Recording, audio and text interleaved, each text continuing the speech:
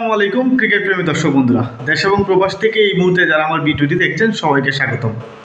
কোথায় আছে, সময় যখন ভালো হয় তখন সব দিক দিয়ে ভালো হয়, আর সময় যখন খারাপ হয় তখন সব দিক দিয়ে সময়টা খারাপ যায়।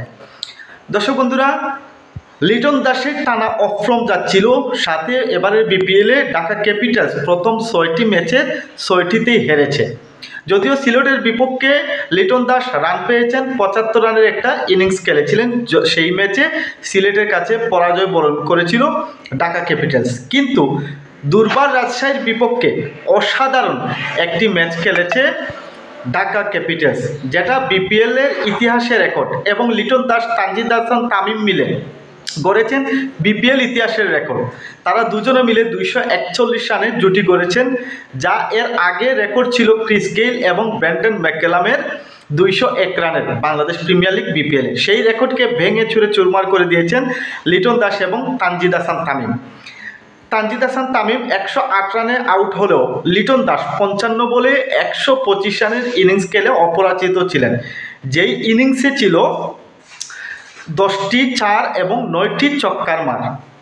কিন্তু এই যে টানা 2 ম্যাচে লিটন দাসের অসাধারণ পারফরমেন্স, ব্যাটিং পারফরমেন্স, তারপরও কিন্তু বাংলাদেশ জাতীয় দল থেকে তিনি বাদ পড়েছেন চ্যাম্পিয়ন ট্রফিতে। চ্যাম্পিয়ন ট্রফির স্কোয়াড ঘোষণা করা হয়েছে, সেখানে লিটন দাসকে রাখা হয়নি। এখন প্রশ্ন হচ্ছে যে লিটন দাসের এমন ব্যাটিং পারফরমেন্সে কি আসলে বিসিবিকে সিদ্ধান্ত বদল করতে বাধ্য করবে?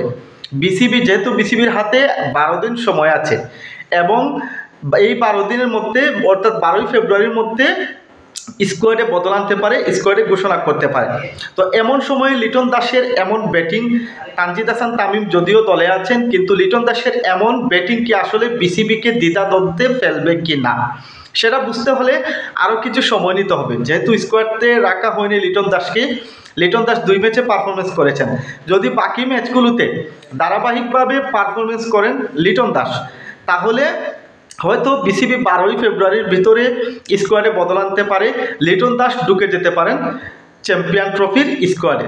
কিন্তু আজকে এই যে দুর্বার রাজশাহীর বিপক্ষে ঢাকা ক্যাপিটালস এক ম্যাচে অনেকগুলো রেকর্ড করেছে।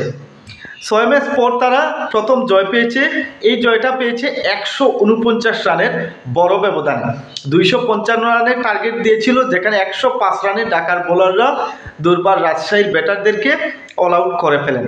উদ্বোধনী জুটিতে 241 রানের রেকর্ড পরিমাণ জুটি করেছেন তানজিদ হাসান তামিম এবং লিটন দাস। এছাড়াও সিলেটের মাটিতে এবারের বিপিএলে সর্বোচ্চ রানের স্কোর, যা আগে কখনো বাংলাদেশ প্রিমিয়ার লিগ বিপিএলে 250 রান টপকাতে পারেনি, যেখানে ঢাকা ক্যাপিটালস 254 রানের রেকর্ড পরিমাণ স্কোর করেছে। সব দিক দিয়ে বলতে গেলে যে ঢাকা ক্যাপিটালসের জন্য, শাকিব খানের এই দলের জন্য এই ম্যাচটা ছিল অনেক গুরুত্বপূর্ণ, এবং এই এক ম্যাচে অনেকগুলো রেকর্ড করে ফেলেছে।